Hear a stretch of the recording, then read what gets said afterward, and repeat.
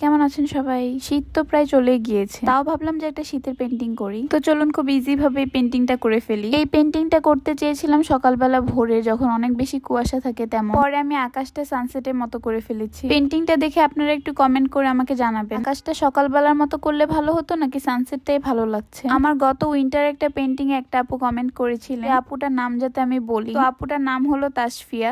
এই তো আপু আপনার নাম নিয়ে নিয়েছি। তো আমি এই পেন্টিংটাতে ছোট একটি মাঠ দিয়েছি। মাঠের আশেপাশে আমি কিছু ঘাস এঁকে নিচ্ছি। এই ঘাসগুলোর কালার ব্ল্যাক কালার মনে হলেও এটা আমি গ্রিন এবং হালকা ব্ল্যাক মিক্স করে করেছি। তো আমি এই দৃশ্যে ক্ষেত এঁকে নিচ্ছি। আসলে সরিষা ক্ষেত আমার অনেক বেশি পছন্দের, তাই আমি উইন্টার পেন্টিং এ অবশ্যই সরিষা ক্ষেত রাখার ট্রাই করি। তো এই যে ক্ষেতের মধ্যে আমি একটি রাস্তা দিয়েছিলাম, যে রাস্তার কাজ আমি ভালো মতো করিনি, মানে পেন্টিং এর কাজ। তো এখন সরিষা ফুলগুলো আমি এঁকে নিচ্ছি। সরিষা ফুলগুলো আমি একটি পুরাতন ব্রাশ দিয়ে করেছি। আপনাদের কার কার শীতকাল বেশি পছন্দ আমাকে জানাবেন। তো দূরে ছোট্ট একটি সূর্য দিয়েছি, এখন গাছ এঁকে নিব।